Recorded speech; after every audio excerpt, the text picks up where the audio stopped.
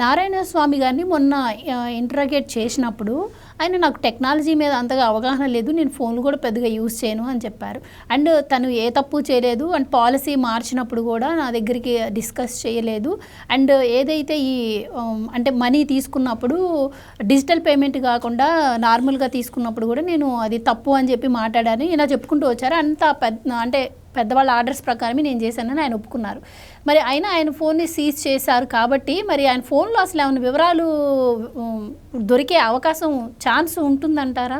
పైవాళ్ళు అంటే అదే ఏది పైవాడి పేరు చెప్తే పైకే అన్నాడను ఏదో కేసిరెడ్డి రాజు కానీ నారాయణ స్వామి కానీ ఇప్పుడు వీళ్ళందరికీ పైవాడు ఒకడు ఉన్నాడు.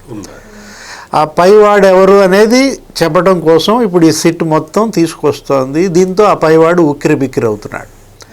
ఒకటి, నారాయణ స్వామి ఫోన్ వాడట్లేదు, మరి ఆయన డిప్యూటీ సీఎం ఫోన్ వాడకుండా ఎందుకుంటాడు? జగన్మోహన్ రెడ్డి కూడా చెప్పాడు నాకు అసలు ఫోనే లేదన్నాడు. జగన్మోహన్ రెడ్డి ఫోన్ ఇప్పుడు సత్యమూర్తి గారు చెప్పినటువంటి ఆ పిఏ ఎవరతను సునీల్, ఈ పెద్దోళ్ళందరూ వాళ్ళు ఫోన్లు వాడరు, వాళ్ళ ఫోన్ పక్కన పిఏ చేతిలో ఉంటుందన్నమాట. అతను ఇస్తే మాట్లాడుతుంటారు. జగన్మోహన్ రెడ్డికి పిఏ అతనికి ఫోన్ లేదంటే నిజంగా లేదనా? మొన్న కూడా మనం ఆ ఫోన్ చూసాం కదా, వివేకానంద రెడ్డి హత్య జరిగిన రోజు పైనుంచి పిలుపు వచ్చింది, జగన్మోహన్ రెడ్డి వెళ్ళాడు. అంటే ఎవరికి ఫోన్లు చేశారు అక్కడ? అతను పిఏ అప్పుడు ఎవరో నవీన్ ఎవరు ఇంకొక ఇద్దరు కుర్రాళ్ళు ఉన్నారు, వాళ్ళని కూడా విచారించారు. నారాయణ స్వామి ఫోన్లో ఏముంది ఇప్పుడు ఇవాళ ఇది ఆసక్తి అనమాట అందరిలో కూడా. అంటే ఆయన ఫోన్లో ఉన్న సమాచారం ఎవరెవరు ఆయనకి ఏమేమి చేశారు, ఈ లిక్కర్ కేసులో అరెస్ట్ అయిన వాళ్ళు ఎప్పుడెప్పుడు ఏ కాల్స్ చేశారు, వీటితో పాటు ఆయన బ్యాంక్ ట్రాన్సాక్షన్స్ కూడా బయటికి తీస్తున్నారు. ఎంతెంత అమౌంట్స్ ఎప్పుడెప్పుడు ఆయన బ్యాంక్ ఖాతాల్లో జమ అయ్యాయి. ఇప్పుడు నారాయణ స్వామికి నెలకు 50 లక్షలు అందాయి అంటున్నారు.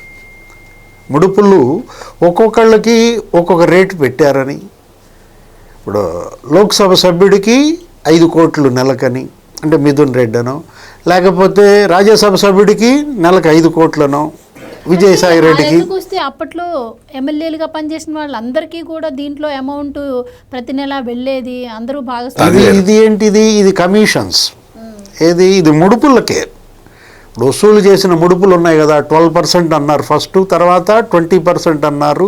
ఆ సజ్జల శ్రీధర్ రెడ్డి వసూలు చేస్తున్నాడు, రోజుకి 2 కోట్లు ఏం వసూలు చేశారని కదా. మొత్తం అమౌంట్ ఎంత? 3,560 కోట్లు అన్నారు. అదే ఇప్పుడు అంతవరకు జరుగుతోంది దర్యాప్తు సిట్టు, కేవలం ముడుపుల మీదే నడుస్తోంది అనమాట. ఆ ముడుపులు ఇతనికి 50 లక్షల స్లాబ్లో ఉన్నాడు, డిఫరెంట్ స్లాబ్లు.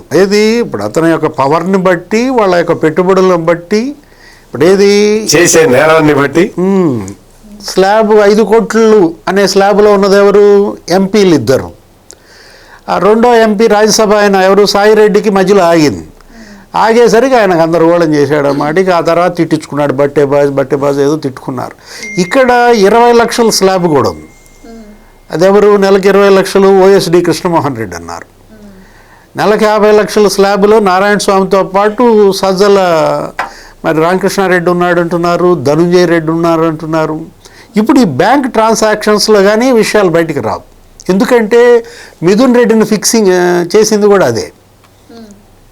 5 కోట్లు ఫలానా డిస్టిలరీ కంపెనీ నుంచి అతని దాంట్లోకి వెళ్ళాయి, పిఎల్ఆర్ ప్రాజెక్ట్స్ దాంట్లోకి. అట్లాగే డిస్టిలరీ కంపెనీ నుంచి నారాయణ స్వామి బ్యాంక్ అకౌంట్స్లోకి ఏమన్నా అమౌంట్స్ వచ్చాయా, ఇవన్నీ బయటకు వచ్చేటువంటి అవకాశం ఉంది. ఫోరెన్సిక్ సైన్స్ ల్యాబ్ ఇవాళ మామూలు మంట మండించట్ల.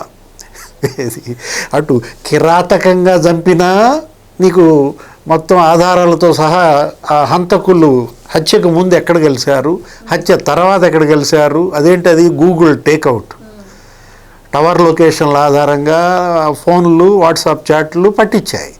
అంటే టెక్నికల్గా ఇవాళ పోలీస్ ఎంత స్పీడ్ అవుతోంది టెక్నాలజీ ద్వారా అనేది ఇదే అన్నమాట. సునీల్ రెడ్డి కంపెనీలపై సోదాలు అన్నారు, తనిఖీలు ఎక్కడ? హైదరాబాద్లో, నెక్స్ట్ విశాఖపట్నంలో, అన్నీ కూడా గ్రీనే. అతను ప్రతిదానికి కంపెనీ పేరు గ్రీన్ టెక్, లేకపోతే గ్రీన్ ఫ్యూయల్స్, గ్రీన్ ఇన్ఫ్రా ఇట్లా పెట్టుకుని దీంట్లో ఈ కంపెనీలన్నీ ఏంటి? ఒక 24 కంపెనీలు.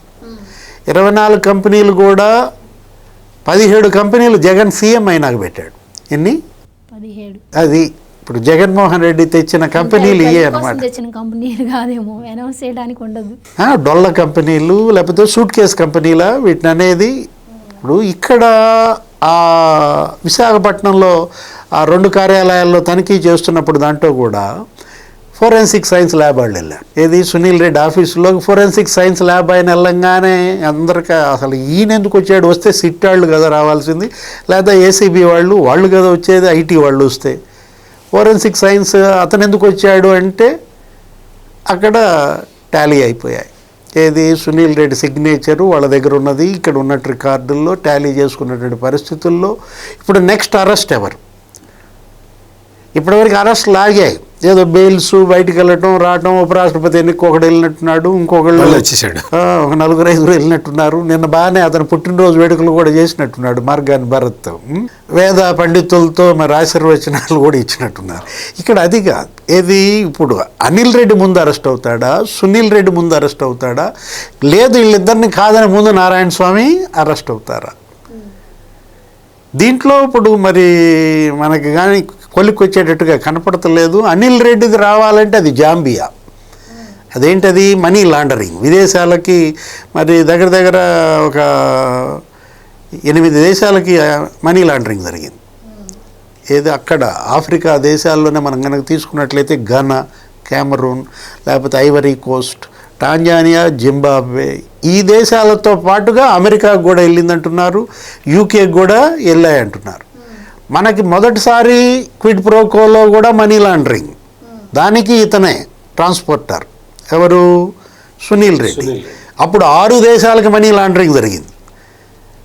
ఎప్పుడు రాజశేఖర రెడ్డి సీఎంగా ఉన్నప్పుడు ఎంఆర్ మన సత్యమూర్తి గారు చెప్పారు, విల్లాలు అమ్మకం కేసులో ఆ కుంభకోణంలో ఇతనికి 136 కోట్లు వచ్చాయి. ఎవరికి? సునీల్ రెడ్డి దాంట్లోకి.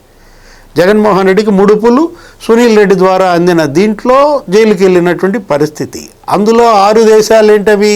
అవి కూడా యూరప్, ఆఫ్రికా దేశాలే, మారిషస్, లేకపోతే లగ్జంబర్గ్, బ్రిటిష్ వర్జీనియా ఐలాండ్స్. అంటే జగన్మోహన్ రెడ్డి అవినీతి ఖండాంతరాలు దాటిపోయింది. గ్లోబల్ స్కామ్ అన్నమాట. రెడ్డీస్ గ్లోబల్ కంపెనీ కాదు, రెడ్డీస్ గ్లోబల్ స్కామ్స్గా దీన్ని ఇప్పుడు మనం కథలుగా వస్తున్నాయి. ఇది ఎప్పటికీ మరి ఒక లాజికల్ ఎండ్కి చేరుతుందో చూడాలి. Please subscribe to Leo news for more videos.